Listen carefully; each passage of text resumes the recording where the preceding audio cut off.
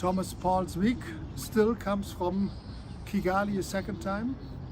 This is the memorial for the genocide. About 1 million died, and this place here is the burial place for a quarter of that, 250,000 people. So the center of this memorial is that still the relatives, mainly the children that were left over, come here as the burial place of their families, but at the same time it's a global place for remembering and fighting genocide. There's a museum which does not only tell the history of what happened here in Kigali, but tells the whole history of genocides.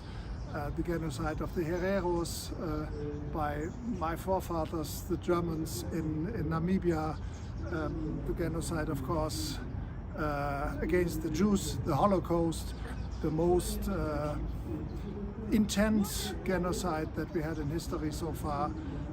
They are told here.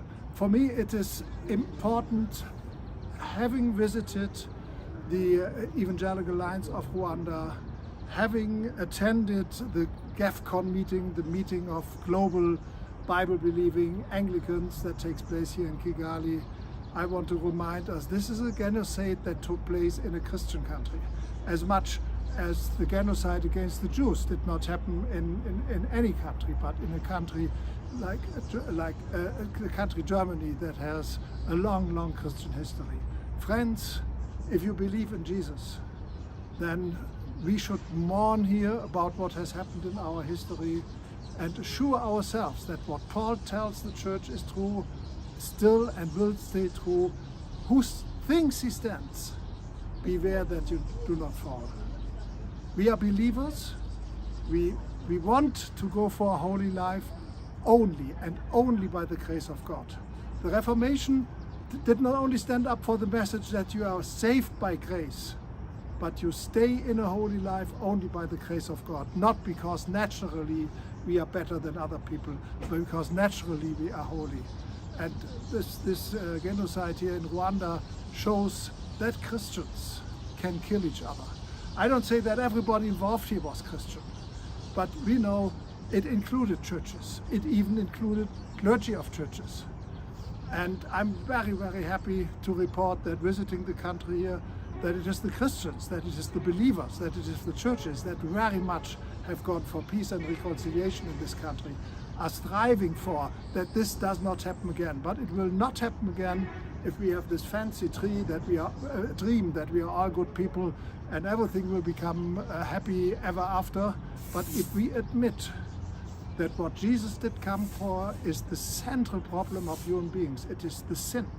It is our criminal heart that likes to look down on other people, and if necessary will kill them with some fancy ideas why they are so dangerous, why they threat our life. And so this is a message, first of all, from my perspective, first of all to the church, to the believers themselves. We ourselves have to decide whether by the grace of God we want to go for peace, for reconciliation, by spreading the message that comes from the New Testament, that all people are created evil, that equal, that all races are the same, that there is no good people and bad people in the sense that you are born and your genes tell you whether you are well served in this world or whether you shouldn't be here. This message has to be preached in our churches first. Then it goes to countries that are shaped by Christianity. And then we can speak with others about what is going on. Think a moment that the war going on in Ukraine and Russia. Some might say, oh, that's not really Christianity. But it is not another world religion. It is something happening around Christianity, and it is called to Christianity to repent and to see that sin is a reality for every human being, but also for us Christians, and only if we repent, only by the grace of God, we can overcome sin towards peace and reconciliation. We have a peace and reconciliation network in the World Evangelical Alliance, and we have to strive for that. This is not just a political movement that tries to do nice things all over the world, but it comes out of the message of the gospel that God himself reconciled us with him on his costs, and assured that the walls would be broken down between ethnic groups, between high and low people, between male and female. And so I'm very, very happy that despite this is one of the most evil places in the world, remembering 250,000 people buried here behind us all over the place that were innocent. Nevertheless, it is the message of Jesus Christ that in the end is the only answer to overcome this. Thank you very much.